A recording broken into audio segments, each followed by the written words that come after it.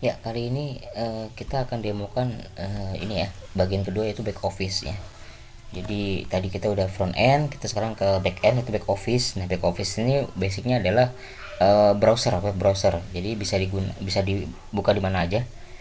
Bisa pakai laptop, bisa pakai HP dan lain-lainnya gitu ya. Bisa pakai web browsernya pun apa aja, bisa pakai Safari, bisa pakai Google Chrome, apapun gitu ya, apa aja bisa. Dan tampilannya akan seperti ini di awal gitu ya. Ini kita masukin email sama password ya. Ketika masuk nanti tampilannya akan seperti ini.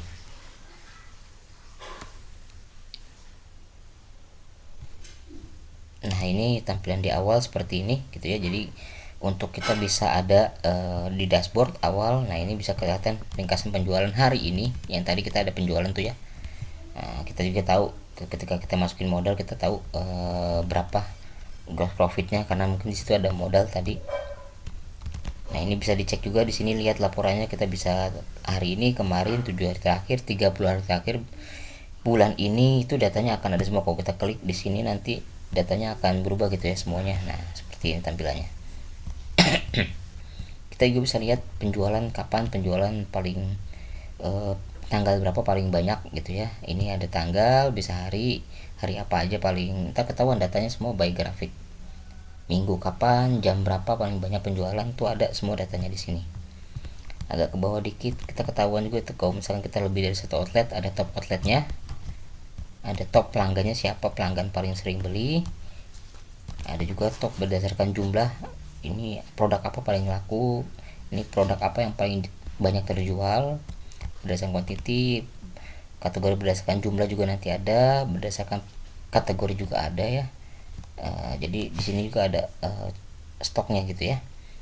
Nah, ini laporan seperti ini, laporan di awal by grafik dan lain-lain. Tapi kalau kita mau lihat laporan lebih lengkap, kita ada di menu sini dashboard, transaksi, master, Luna ekosistem, CRM dan laporan nih. Nah, kita untuk baca laporannya di sini semuanya. Ini ikhtisar bisnis lebih ke arah laporan untuk akunting gitu ya. Jadi ada neraca, ada cash bank, ada detail ledger, laba rugi dan arus kas, ini semuanya ada di sini.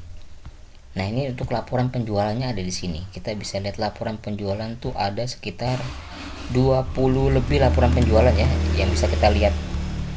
Jadi ini sih ada ringkasan penjualan, itu untuk penjualan secara global kita bisa lihat. Nah, mau tanggal berapa sama seperti tadi. Kita bisa custom mau tanggal berapa sampai tanggal berapa, nanti laporannya akan muncul.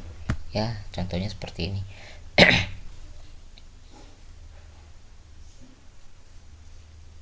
Nanti datanya akan ada. Ya, nah ini laporannya seperti ini. Ya. Nah, untuk laporan lainnya juga ada banyak ya. Ada penjualan tuh untuk detail. Kalau kita mau lihat laporan detailnya, penjualannya terjadi kapan, apa produknya, harganya berapa, kasirnya siapa, notanya nomor berapa, itu ada semua di sini ya. Ini bisa ada juga penjual per pelanggan kalau kita mau lihat laporan per pelanggannya, penjualan per tipe penjualan, penjualan per kategori produk, penjualan yang dibatalkan atau void atau refund, penjualan modifier. Ini lebih ke arah penjualan untuk seperti contohnya varian-varian gitu ya, S, M, L, XL gitu ya, kita bisa tahu kalau misalkan pakai modifier. Laporan diskon penjualan, penjualan per custom item, promo dan lain-lain semuanya nanti ada di sini, termasuk yang tadi sesi shift ya, piutang dan lain-lain ada semua di sini. Nah, ini untuk laporan penjualan. Laporan pembelian lebih ke arah untuk kita laporan pembelian ketika kita masukin stok. Jadi kita juga ada gitu ya sistem stok. Nah, nanti laporan pembeliannya di sini. Ya.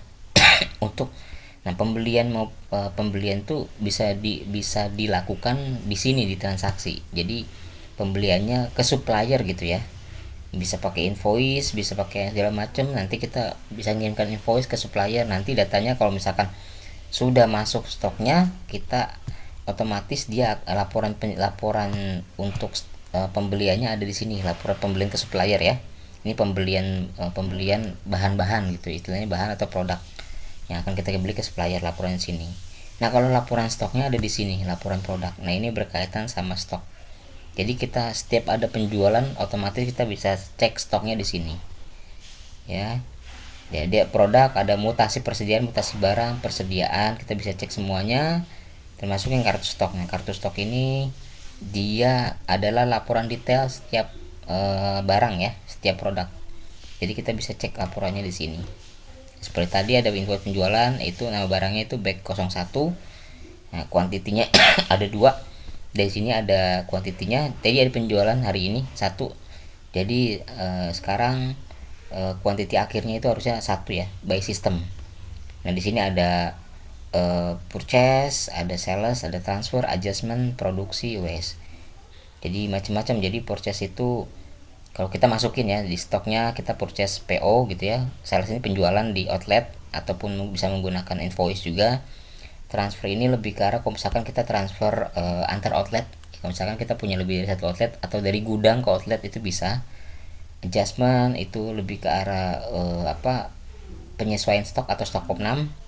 Ini juga ada produksi, ada waste, itu lebih ke arah untuk stok keluar. Jadi datanya lengkap gitu ya. Jadi kita bisa baca laporan datanya ada di sini semuanya. Di laporan sini ya. Tadi laporan, ini akunting, ini penjualan, ini pembelian, laporan pembelian ke supplier, ini laporan stok. Dan pendapatan pengeluaran lain-lain itu bisa kita masukin. Kayak pengeluaran lain-lain itu lebih ke arah bayar gaji karyawan, bayar uang sewa, bayar macam-macam ya, yang berkaitan dengan di outlet ataupun berkaitan dengan operasional. Pendapatan juga bisa macam, bisa jadi pendapatan dari bank, usaha segala macam, itu nanti bisa dimasukin. Ini pendapatan yang di luar dari penjualan. Oke, tadi kita udah lihat laporannya di sini ya, semua ada. Nah, di sampingnya dashboard tadi ini ada transaksi. Nah, ini transaksi adalah laporan. Di sini ada, bukan laporan, di sini penjualan. Jadi selain di aplikasi kita bisa melakukan penjualan by back office ya. Jadi kalau penjualan by back office itu kita bisa menerbitkan invoice ya, penagihan, invoice dan lain-lain di sini macam-macam. Ya, jadi ada bisa kita order, invoice, retur, uang muka, pembayaran dan refund. Jadi kita bisa melakukan penjualan juga tidak hanya di aplikasi, tapi juga bisa melakukan penjualan di back office. Nah, hanya bedanya kalau misalnya aplikasi itu dia outputnya keluarnya struk, kalau si penjualan by back office tuh keluarnya adalah invoice. Jadi kita bisa memberikan tagihan invoice. Di sini transaksi, penjualan, di sini ada pembelian sama. Kalau ini bedanya pembelian kita beli barang gitu ya ke supplier, nanti bisa kita masukin juga gitu ya. Kita bisa input juga di sini nama suppliernya siapa, kita bisa tambahkan gitu ya.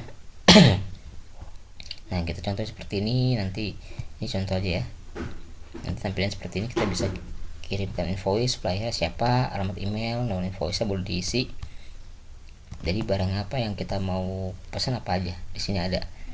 Ya, karena kalau kita buat input ini, masukin ini supaya stok kita masuk ke sistem seperti itu ya.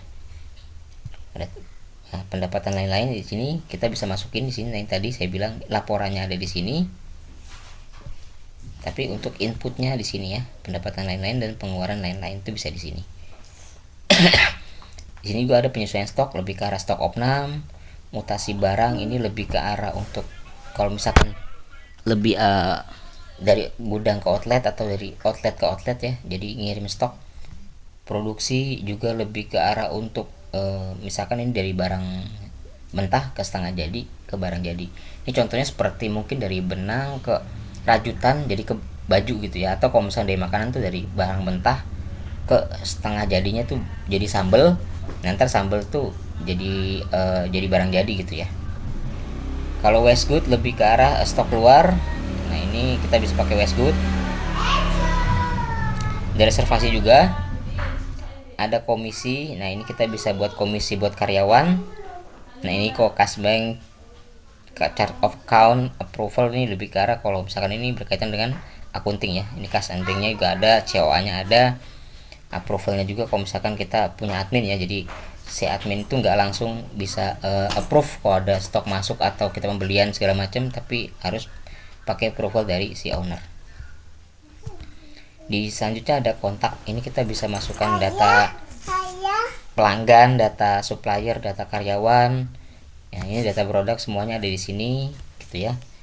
Di data produk pun sebenarnya kita bisa lihat stoknya ya. Nah, ini ada stok minus, ini biasanya stoknya ada tapi tidak dimasukin stok, jadi penjualannya ada tapi nggak ada stoknya, jadi dia akan terus minus ya. Jadi kita perlu rajin sih untuk masukin, karena sebenarnya untuk stok sendiri kita ada alert ya, kalau misalkan stok alert minimum stok itu bisa ada, nanti kita bisa ketahuan kalau misalkan kita masukin suatu produk, kita masukin alert minimumnya, kalau misalkan tinggal berapa minimum itu akan ada pemberitahuan ke email kita.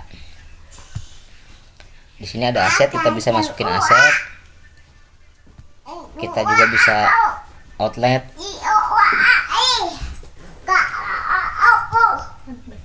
ada target outlet, grup komisi. Nah ini kalau misalnya kita mau lihat komisi karyawan, ini di sini datanya ada. Tadi untuk lihat ini untuk komisinya, untuk pembuatan jasa komisi, di sininya ada untuk lihat laporannya. Nah toko Luna ini tadi saya bilang kita ada toko online-nya. Nah toko online-nya itu pemesanan bisa lihat nanti ya. Jadi customer bisa mesan melalui toko Luna seperti ini nih ya. Jadi nanti ini kita bisa pesan nih langsung di sini sistem di website ya. Nanti nama website kita nih toko Luna, misalkan nasi goreng sultan contoh ya. Nanti seperti ini, ketika nanti ada pemesanan, dia akan masuk ke aplikasi nih ya, tadi online order. Nah, ntar si customer bisa bayar pakai dua cara, bisa bayar pakai cash ke kasir atau bisa pakai kris ya. Misalkan dia pemesanan kris itu bisa. Bahkan nanti kita ada bekerja sama mungkin dengan jasa pengantaran online ya, JNT dan lain-lain tuh kemungkinan tuh ada kedepannya. Sedang digarap saat ini. Ini master, toko Luna, Coupon udah nggak ada sistemnya. Luna ekosistem lebih ke arah Luna Ads, itu untuk merchant-merchant yang mau kita bantu untuk Instagram feednya. Luna legal lebih berkaitan, kita bantu merchant-merchant yang mau buat CV atau buat PT. Di sini ada datanya. Juga ada Luna Model Express, ini pendanaan. Luna One lebih ke arah kris ya. Kita baca.